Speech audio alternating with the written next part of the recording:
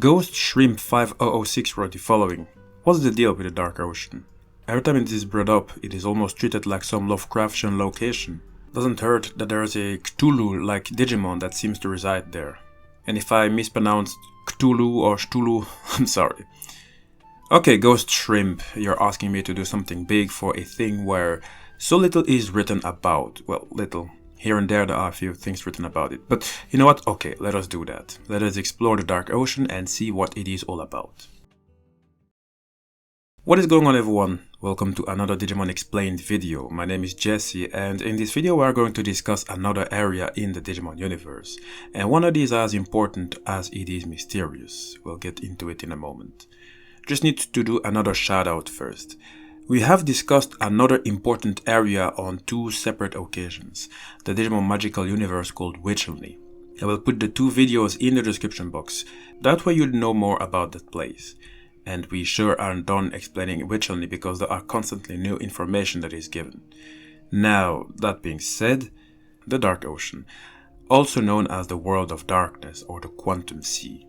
We're talking about an empty dimension somehow connected to the digital world, and yet it leads its own existence. Up to a point, Digimon themselves even fear the area, maybe even more so than the dark area.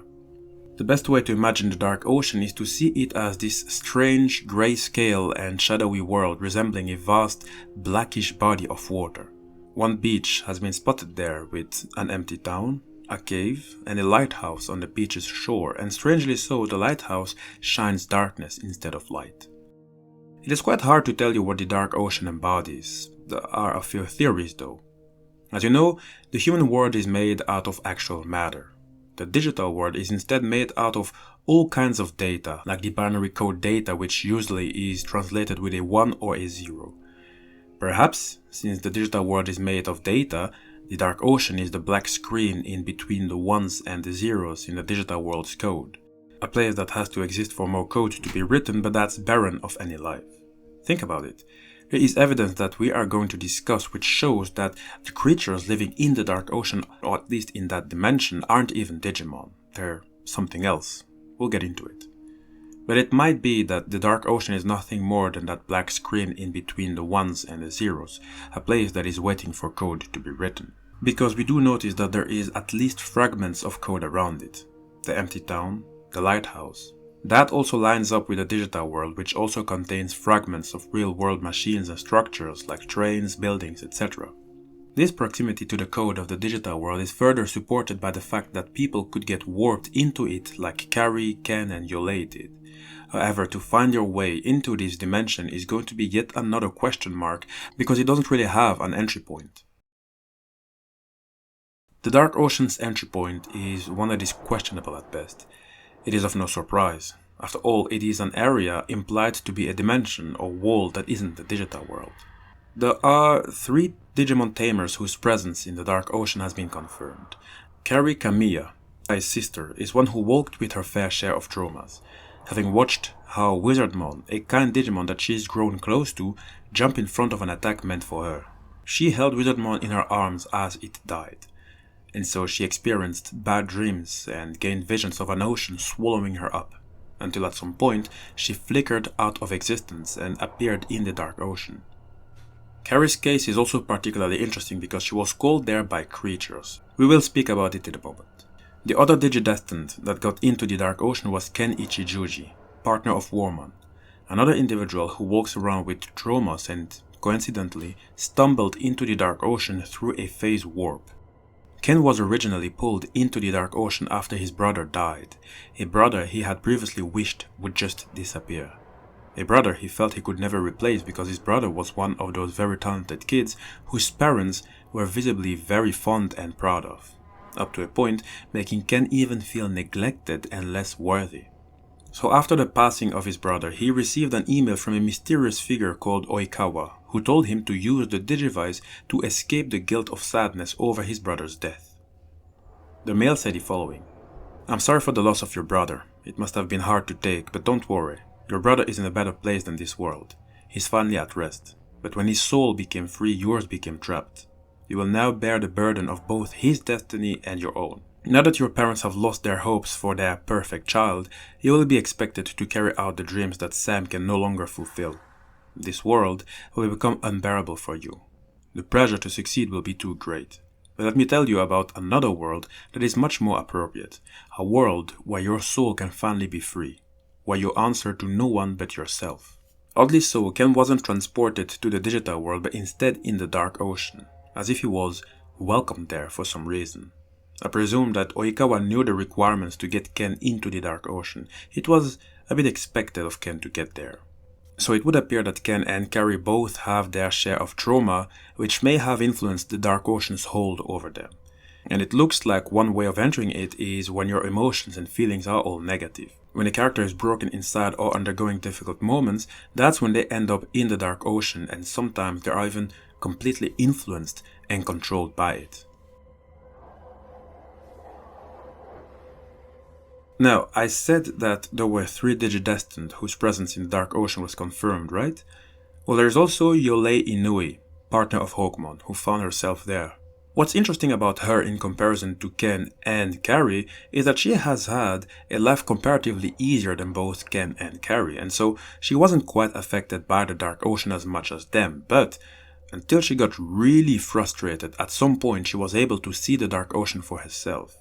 This seems to indicate that one's emotions, especially when it is very negative and downright down, can have a major impact on the how one actually get there. There are 2 Digidestined whose physical presence wasn't exactly confirmed to have been threading the Dark Ocean, however it might have been, it's just a theory. In Digimon Season 1 there is the Dark Master arc, and in episode 51, The Crest of Friendship, Matt and eventually Sora were feeling so much despair that they ended up first in a cave and eventually in deep, dark water as the feelings got worse. The water and the environment almost looks like a dark ocean. It feels likely, however there is no concrete evidence for or against this idea. So, a brief summary of what brought each character to this place. If we have to presume that Matt and Sora got there, Matt stopped believing friendship was real and so he had to close himself off to the world. Sora felt like she wasn't good enough and keeping a brave face when she was so unsure of herself was becoming too much of a pressure. Carrie had someone she cared about die in her arms, Ken wished his brother to vanish, which happened, and Yoli, well, she simply got frustrated.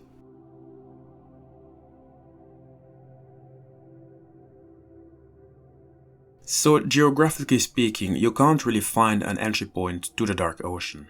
A location for it doesn't really apply, and it doesn't help us that it isn't really considered neither part of the real world nor the digital world. However, it may have one possible entry point though. It is a theory. It is implied that the Dark Whirlpool, a massive vortex within the net ocean, is connected to the Dark Ocean. And the Dark Whirlpool was created by the presence of the Devimon defeated by the hands of the Digidestined in Digimon Season 1, whose remaining data is within its depth. Mind you, it is but a fragment of Devimon's former self. The Whirlpool is believed to be an opening to the Dark Ocean. It is hard to know if Digimon or people are aware of it. All is known is that the Whirlpool was sought by the Digimon Emperor so that he could use Devimon's data within as an ingredient for his ultimate Digimon, Chimeramon. And when he brought his flying fortress into the Whirlpool, he located Devimon, and so he sent a squad of Mechanorimon after it. They were all sucked into the vortex. And here is where it gets interesting. No one knows what happened to Mechanorimon. Did they fall in the Dark Ocean? There's absolutely zero information about it. Getting into the Dark Ocean is a bad sign because everything there is evil and threatening. I wouldn't be surprised if the very air over there is a poisonous fume. And you know what? There is plenty of stuff there that is either representing evil or will turn an innocent soul evil. The few stuff that can be found there could almost be considered a hint that the place is either as threatening as the dark area, if not more. We are going to go through some of the examples. Once Ken got warped into the dark area, he dipped his Digivice in the ocean, turning it into a Dark D3 Digivice. Doing so also caused the dark spore around him to activate and thus triggering his route to evil, while also having been given the tools to do evil. So we can already deem the water as being possibly malicious. It has also been implied by Ken that the control spires originated from the Dark Ocean. And the control spire is also one of those malicious tools. It is a black obelisk filled with dark power. Once one of such spires is in proximity, a Digimon will be prevented to digivolve naturally and will also provide the necessary powers to a dark ring to enslave a Digimon. There is a sort of area there in the Dark Ocean which is called In's Mouth. You can see it written in Digicode. In's Mouth is a reference to a village in England that was in a horrendous state of decay, with many of the buildings rotting and on a point of collapse. That is because a mysterious plague struck the town, killing most of the population. It was also a village where some were known to adore a rather interesting cult which promoted activities such as interbreeding, which spawned deformed fish humans. And you know what? A similar story of interbreeding was about to happen in the Dark Ocean. You see, there are creatures out there. We see them as Scubamon, but they themselves couldn't even confirm they were in fact Scubamon. They were freed in some way by Carrie by removing the dark spirals, which made them transform into ghost-like entities. They told Carrie that it was in fact they themselves who summoned her there to make her their queen, so that they may overthrow their master. They chose Carrie because she was worthy of being their bride, a bride who would create new offspring to aid in the fight. This might lead us to speculate that these dark creatures, which certainly aren't Digimon, might be offspring of some other bride. Also, while the exact details are unknown here, Digimon Ghost Game implies that they were humans converted into deep ones. Now here is a brief summary of what their intentions were with Carrie, and I quote: "The Scubamon, or rather the unidentified things that were pretending to be Scubamon in episode 13 who live near the Dark Ocean, want Carrie to have a child with them. One of them even calls Carrie a virgin. And no, they don't seem to care much for her consent. It's only slightly better in the dub, why they want to brainwash her into being their queen, so she can lead them to greater evil heights." Pretty creepy for a show intended for kids, right? This even leads me to wonder who this boss is that they were trying to take over. After Carrie was freed, the pseudo-Scubamon said the following: "We thought you would love to be our queen.